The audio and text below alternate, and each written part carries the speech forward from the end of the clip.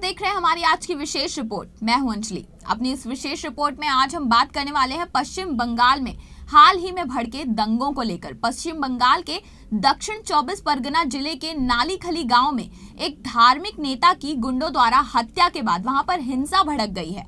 नेता की मौत से गुस्साई भीड़ ने 200 घरों को आग के हवाले कर दिया है। इसी पूरे मुद्दे पर आइए आज हम बात करते हैं कृषाणु मित्रा जी से, जो कि एक पत्रकार हैं। संघ प्रचार माध्यम से वो जुड़े हुए हैं और उन्होंने वहां जाकर इस पूरी घटना को रिपोर्ट किया है। इस पूरी घटना से काफी क्लोजली वो जुड़े रहे हैं, तो उन्हीं से जानते हैं इस पूरी घटना का आंखों देखा हाल। तो चलिए बात करते हैं कृषाणु मित्रा जी से। कृषाणु मित्रा जी, सबसे पहले ये बताइए क्या हुआ है वहां पर वेस्ट बंगाल में, इस गांव में क्या हुआ है? इस गांव में 19 तारीख सुबह किसी मौलवी का डेड बॉडी इस गांव में भी नहीं, इस गांव से काफी दूर खुटियारी शरीफ करके एक जगह है, वहां पर एक कंट्रोवर्शियल मुस्लिम क्लeric, कंट्रोवर्शियल में इसलिए कह रहा हूं क्योंकि इनके बारे में बहुत जब हम लोग भी गए थे तो हमें वहां के स्थानीय लोगों ने बहुत कुछ बताया, लेकिन वो सब्सटेंशिएटेड नहीं है। लेकिन उनका डेड बॉडी मिला और वो डेड बॉडी भी किसी ट्रक चालक ने पहले देखा और फिर पुलिस को सूचना दी गई और ये डेड बॉडी 6 बजे के लगभग, सुबह को 6 बजे के करीब मिला। तो पूरी तरह नामुमकिन है कि जो घटना लोगों को 6 बजे सुबह जानकारी मिली और 7 बजे 1.5 घंटा दूर इलाकों से लोग वही उसी स्थल में पहुंचना शुरू किए, तो ये तो एक सोची समझी साजिश है। मतलब इतनी खराब दशा है और मीडिया को तो टोटली रोक दिया गया है। वहाँ पुलिस ने हमको भी रोका था, फिर हम लोग जबरदस्ती अंदर गए। वो धारा 144 लगा था तो सिर्फ 4 ही लोग जा पाए अंदर। जी।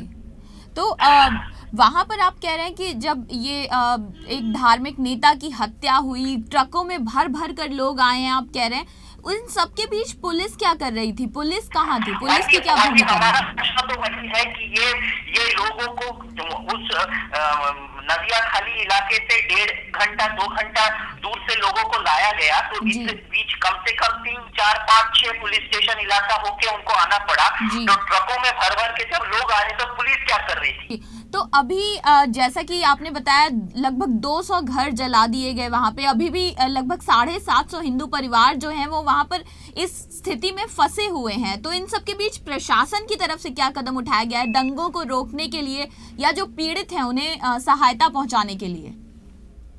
जी, हमने तो वहाँ कुछ नहीं देखा। हमारे जो कार्यकर्ता है वहाँ के स्थानीय आसपास के इलाकों के जो कार्यकर्ता है उनके द्वारा हमने कुछ राहत सामग्री भेजी है। कल शाम को हम वहाँ से निकले तो रात को कलकत्ता पहुंचे। कलकत्ता पहुंचने के बाद हमने अपने यहाँ पर बैठक की और फिर हम राष्ट्रीय स्वयंसेवक संघ के ओर से और भारत सेवा सब संघ और एक हिंदू संगठन है, इनके ओर से हम दोनों संगठन मिलके वहाँ रिलीफ मटेरियल जो त्राण सामग्री है उसे तुरंत भेजने का हमने प्रबंध किया है और जो अभी वहाँ पर वितरण हो रही है। लेकिन सरकार का बहुत नकारात्मक कदम रहा है। सरकार ने एक तो ये जो वहाँ घटना घटी उसे रोकने में सरकार नाकाम रही, बल्कि पुलिस और प्रशासन का तो दूसरा भूमिका था। लोग वो मुकदर्शक बने रहे, बार बार उनको फोन गया लेकिन उन्होंने फोर्स नहीं भेजी। ये लोकल लोगों का वहाँ पर कंप्लेन है और रिलीफ मटेरियल भी कुछ बांटने का प्रबंध एक छुटपुट इधर उधर कुछ सुनने में आया है, लेकिन हमने कोई बड़े पैमाने पर इन हिंदुओं के पास सरकार को रिलीफ पहुंचाते हुए कुछ नहीं देखा है। वहाँ क्या मित्रा जी, वहाँ क्या पुलिस के साथ भी कुछ हिंसक घटनाएं हुई हैं? पुलिस के ऊपर हमारे पास खबर है कि वहाँ पर जिस समय घटना घट रही थी उस समय कई जगहों पर पुलिस ने जब रोकने की कोशिश की तो पुलिस को भी मारा गया। यहाँ तक की खबर है कि वहाँ पे जो कैनिंग पुलिस स्टेशन है, जो इलाके का पुलिस स्टेशन है वो कैनिंग पुलिस स्टेशन है। कैनिंग पीएस के एक एसआई है अनूप समाचार के नाम से,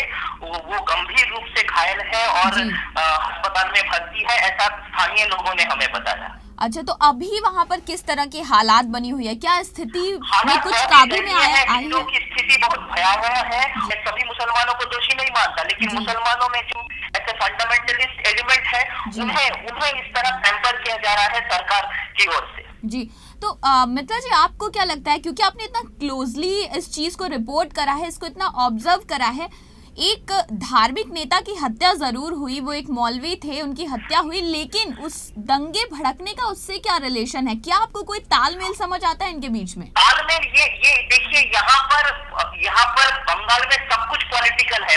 बंगाल में सुबह जागने से रात को सोने तक सब कुछ आप कीजिएगा, सब कुछ पॉलिटिकल है। ये दूसरे राज्यों की तुलना में आप बंगाल को उस नजरिए से देखिएगा तो आपको बंगाल कुछ समझ में ही नहीं आएगा। बंगाल में कुछ अलग ही नियम कानून चलता है।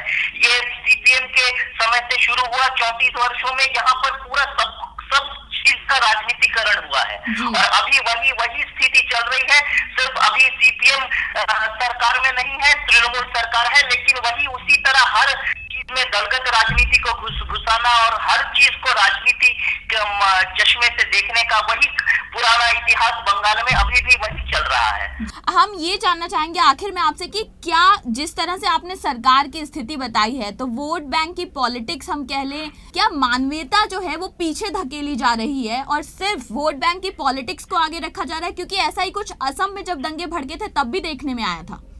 देखिए, ये लोग पिछले 10-12 साल से गुजरात चिल्लाते हैं। हर दिसंबर महीने में हर टीवी में गुजरात को हर सुबह हर शाम को हम लोग गुजरात के संदर्भ में कोई ना कोई कार्यक्रम देखते हैं। पिछले 10 साल से देखते आ रहे हैं। लेकिन आसाम में 5 लाख लोग शरणार्थी शिविरों में रहे, उस पर इनको आंसू नहीं उनके बहते और उन पर टीवी कार्यक्रम नहीं होता है। और बंगाल में ये मीडिया का को भी मैं इस पर दोषी मानता हूँ कि बंगाल की मीडिया, जो वियतनाम में क्या होता है, क्यूबा में क्या होता है, सुदूर गुजरात या उत्तर प्रदेश में क्या हो रहा है, उस पर इतनी सजग है, उस पर इतने कार्यक्रम होते हैं। लेकिन बंगाल के अंदर आज ये हिंदुओं के घर जल रहे हैं, हिंदुओं का संपत्ति लूटी जा रही है, उस पर एक भी टीवी कार्यक्रम नहीं हो रहा है। छुटपुट कुछ अखबारों में छोटा मोटा न्यूज आया है, लेकिन उस पर भी पूरी स्थिति की गंभीरता को देखते हुए वो जो जैसा न्यूज आना चाहिए वो नहीं आया है। जो लोगों ने उस मुसलमान मौलवी को मारा है, उस पर कठोर कार्रवाई हो, पुलिस उन्हें पकड़े, उन्हें चिन्हित करे, पकड़े